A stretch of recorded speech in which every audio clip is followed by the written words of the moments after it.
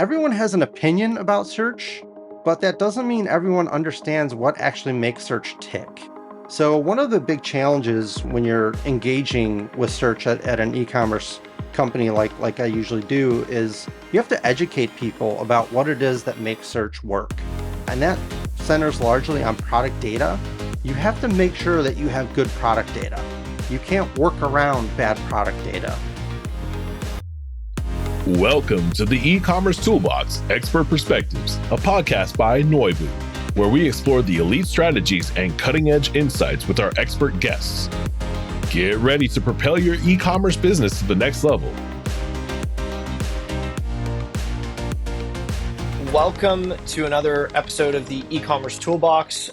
Joining us today, we have Ryan Finley, who's worked at pretty impressive companies like Kohl's.com and is now at Ferguson Enterprises. Today's episode is going to be all about search. Ryan has a ton of experience in e-commerce and mainly in search as well. So welcome to the show, Ryan. Thanks, I'm happy to be here. Awesome. Always like to start off with kind of a bit of an icebreaker, maybe learning a bit more about your career journey. So maybe talk to us about your career journey and how you ended up in search. Because I'm assuming when you went to university or when you're finishing high school, you didn't study search. So maybe talk to us a bit about how you got here. Absolutely. I think you hit the nail on the head there. I think search is interesting within the e-commerce world because most of the people that I've met that work in search, I don't know of anybody that went to school for it or had a degree in some sort of search related thing and that became their career.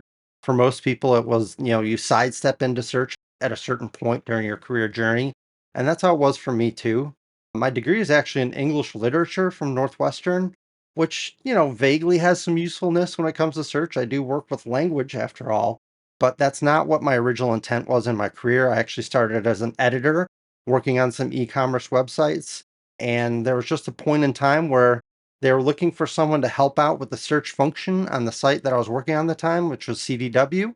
I offered to learn these sort of basics of how to run search as a backup. And roughly 2 weeks after I got trained as a backup, that person left the company. And then boom, I'm now the search guy. And I've been in it ever since. I really, really enjoy it. I love the way that you work in search because it's all about like solving little mysteries about customer intent and what customers were after when they search for certain terms, or what were they trying to do when they applied this filter or that filter. There's a lot of interesting ins and outs with search, and I really enjoy the kind of work that it provides me. Cool. Love it. Well, maybe talk to us a bit about your time at Kohl's then. And yeah, how were you able to collaborate across multiple teams? And how important is that for that type of role and making sure that everyone's aligning towards business objectives? Yeah, that's the great starter question because it's really integral to the whole search experience and running search. You cannot do it in a silo.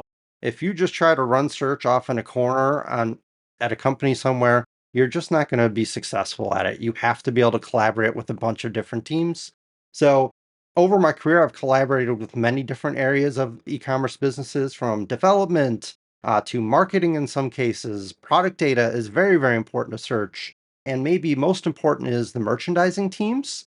So, in many companies, the search function is actually embedded directly into digital merchandising, which does make sense because they share some sensibilities around like the idea of trying to give the right product to the customer at the right time within the result set and managing how they see products and find products on the site. So, they do work nicely hand in hand. But the one thing that you have to be aware of when you're working with merchandising teams within search is you want to make sure that the merchandising goals don't overwhelm the search relevancy. Because when a customer types in, let's say, women's dress, you better show them women's dresses in your result set. You don't want to show them women's jeans just because your company is pushing that at that particular time. So you need to strike that balance between those two things. Makes a lot of sense. And when you first came in, and obviously you'd mentioned that you didn't just stumble into it. Obviously you had some skills that you were developed from your career and kind of just more so was a serendipitous. What were some of the initial challenges that you can recall when you went into that role and how'd you overcome them? Yeah, that's a really interesting subject to think about within search. The interesting thing is that within search, almost everyone is familiar with search. We all use search on our phones, we all use search on websites, whether that's Amazon or Google or Best Buy or whatever. So everyone has an opinion about search, but that doesn't mean everyone understands what actually makes search tick. So, one of the big challenges when you're engaging with search at an e-commerce company like I usually do is you have to educate people about what it is that makes search work. And that centers largely on product data. You have to make sure that you have good product data. You can't work around bad product data. A lot of times there's some magical thinking when it comes to search where people just think that that little search box has some wizardry behind it and it will just magically show you exactly what products you were looking for. But I will tell you that in all my years, I've never seen a search engine that could overcome really bad product data. So it really has to start there. And you really have to start there with your merchandising and collaborative teams to make sure they understand how important that data actually is. That's, I guess it never really, to your point, everyone has an opinion, everyone's used it, everyone's familiar with it, especially on e-com websites. Maybe talk to us a bit about how you wrapped all of this up into some of the current strategies that you're implementing at Ferguson Group. Yeah, for sure. And like one of the interesting things about working in search is it's definitely one role that if you are doing this, expect to get emails from high leadership people at whatever company you're at that were searching over the weekend and found something really weird going on the website. I've had my share of emails directly from CEOs like asking, what is going on with this and why isn't this working? So there's a bit of stress that you can expect if you're working in search due to that. But as far as what I'm doing right now at Ferguson Enterprises, one of the things that really attracted me to the role at Ferguson is the fact that it's not just one thing. There's actually two major websites that we have. There are other additional smaller websites that we have, but primarily we have Ferguson.com, which is a standard sort of B2B website. It's more for like professional tradespeople, like plumbers and HVAC people. Industrial projects will run through there, fire and fabrication, all these are really complex things. Working with governments, working with big organizations, or working with like a builder that is building, houses in a development somewhere. On the other hand, we have build.com, which that is more of a standard B2C direct to customer sort of channel. If you're a homeowner and you need a new kitchen faucet, you can search for it and find it on build.com and have it shipped to you pretty quickly. If you need a shower door, if you need tile for the bathroom, those sort of things. More like B2C homeowners that you're dealing with in that situation. And it's really interesting because those two customer types, like they act very differently. The B2B side on Ferguson.com is much more focused on actually searching for product numbers, like very, very specific things. Whereas on Build.com, they're much more likely to be searching for kitchen sink or kitchen faucet or, maybe bathroom faucet and things of that nature. It's really an interesting fine line to walk between those two things, and it keeps my work every day very interesting. That's cool. Obviously, Ferguson is a portfolio of brands. Coles.com is mainly that number one asset for online. Do you think it's complexity of business in terms of number of businesses? Do you think it's volume of searches or GMV? At what size do you think it makes sense to really start forking out a specialized team that works on search alone versus it being more so something that is handled maybe as a part of someone's role, like a general e-com manager? What size of business or complexity do you feel like specialization makes sense? For sure. And there are different levels of complexity within e-commerce. If you're running an e-commerce site and you have, let's say, 60,000 SKUs on the site, have a small catalog, maybe you get decent traffic, you get millions of visitors or something, but it's a pretty small catalog. You can usually do pretty well with sort of off the shelf or out of the box products from companies like Algolia or Lucidworks or other companies like that that can provide you the search system that you need. But the more complex you get and the further you go along in that journey, the more likely you need something more robust and more fully featured. Like, for instance, on Ferguson.com, I just mentioned an e commerce business where you have maybe 60,000 SKUs. Ferguson.com has about 6 million SKUs. And that's not the biggest site I've ever heard of either. I've talked with other people at conferences from times. I know there was one site I heard of that had 600 million SKUs that they had to deal with within search, which is just, it boggles the mind. But yeah, definitely the more SKUs you have, the more likely you're going to need a more robust system. But what I would say about that, and I think this is maybe the most important part, it's not necessarily just about volume or just about how many SKUs you have or how many customers you have. a big part of it is how many people you have that are available to do the work for you. It doesn't matter if you want to pull it in-house if you have a very small team and you only have 5 people. It's not going to be workable that way. So it's actually maybe in some cases more about how many people you have available to take care of the problem versus whether you want something that's just going to work by itself and work on its own. And I think in a lot of companies, they actually prefer a system where it's like set it and forget it. It's like stand up the search engine, just let it do its thing, and hopefully it works for us. But it can be different at other companies where, like Amazon throws more money and more people at search than anybody in most cases. And they still have problems. Remember that. Search is a really difficult problem. So, yeah, there are definitely some breaking points between bringing things in house versus getting an off the shelf system. But your people are maybe what's most important. Cool. Love that. Do you think AI changes any of this? Maybe not today, but looking forward into the future? Right. And I think that's the most important part. I think not today would be the first thing that I would say. I think it's very interesting. I think it has a lot of potential to do things interesting within search. But honestly, in what I've seen so far as what is actually out there and what some of these search companies are doing, they're just barely starting to scratch the surface with AI and what it might be able to do. They're doing things like chat bots that will, do search for you, where you can ask the chatbot very specific things and it will deliver you a product, for instance. Like run through a quick example where, like, let's say you have a chatbot that's using AI and you say, I want a red dress with black dots, size large for a summer occasion or something. You put in this long sort of natural language string for it. The AI bot might be able to figure out exactly what it is you're looking for and give you a result or two. But one of the things that AI, when you do it like that, tends to miss about search is that people do still enjoy browsing products. Like they don't want just one result. Like they want the first result to be the most relevant, but that doesn't mean they want just one result and nothing else. They want to see what their choices might be.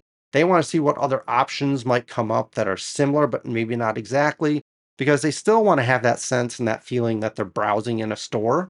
And until AI can get to something like that, where it's more like delivering a suite of products to customers, or like a whole result set that is interesting in many different ways, like I don't think it's really ready for it to be used in search directly at this point. It's an interesting perspective, I think. And obviously, in the next topic we'll talk about is a bit about how you've been able to leverage data across your career to actually inform these decisions. And I'm assuming a lot of data will be going into understanding when these new systems are actually candidly working or not. So curious, how have you leveraged data in the past to actually inform these styles of decisions? Yeah, and I think that's a really important part of running any sort of search program is that you have to focus on data analytics. You can't do it, like I said before, you can't do it in a silo. You also can't do it without looking at analytics and looking at what customers are doing, what behavior they're doing on your site, what sort of things they're clicking on, what they're searching for, how they're reformulating their searches. Like, right, like that women's dress example. They type in women's dress, and then maybe, a couple minutes later, they type in women's summer dress. They've given you more information. You need to be able to follow those sort of things in analytics and understand like what are the things that customers are actually doing to try to go further down your funnel and get closer to the product that they're looking for. And like I said, how product data is so important to drive search. Like you have to have good data to get good results out of search. It's the same thing for AI. If you want to be ready for future technologies like AI and that sort, you have to remember that it's not a silver bullet. It's not going to fix bad data for you. It's not just going to make it so, oh, you had this really poor data around brands in this particular category, but AI just figured it out for you. Like, don't expect that sort of thing to happen. If you want to be ready for AI and be ready for the future, I think the most important thing you can do is get your product data in a place that is ready for it. Robust, clean data that is repeatable, and everyone, they all have the same sort of things, working in their favor. Cool. No, I love that. I think that makes a lot of sense. And on the back of that, Ryan, curious to learn, like, as the macro environment is still a bit wobbly and obviously consumer sentiment has changed since COVID, talk to me a bit about what some of the challenges you think are for people in your role this year and how you're personally addressing that. Yeah, so one of the challenges actually is directly about AI and that There's a lot of buzz around AI, so you do get a lot of questions from leadership about, hey, what are we doing in AI? People are really ready to do it right now. They want to get into it right now. They want to start working on it right now. And like I've already said it, I think it needs a little more time to cook. I think we need a little more, you know, legwork ahead of getting AI out there. So I don't think we're quite ready for it. And I think that's one of the things that's a challenge. Your leadership wants certain things and you have to try to balance those between what you can do and what you should do within e-commerce.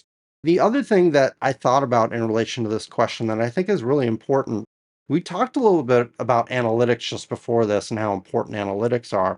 And one of the biggest challenges that I've faced several times in my career within search is shifting analytics platforms, changing from one analytics platform to another, or analytics platforms themselves changing over time.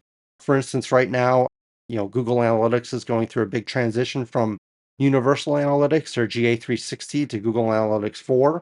And it's a wholesale change of that platform, which makes it difficult. You have to relearn a lot of stuff.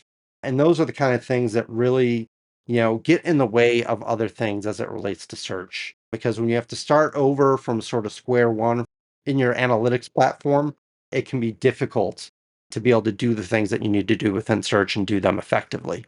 Awesome. Love it. Well, that's all I had for today, Ryan. I think this was a really valuable episode to learn all about search. I know I personally learned a lot. It was definitely a part of the business that was a bit of a black box to me. And to your point, with the AI buzz, that's something that did come to mind. So it was really interesting to hear your perspective on it. And I'm assuming the listeners will appreciate it as well. So wanted to thank you again for your time, Ryan. Sure. Thanks for having me. I had a lot of fun.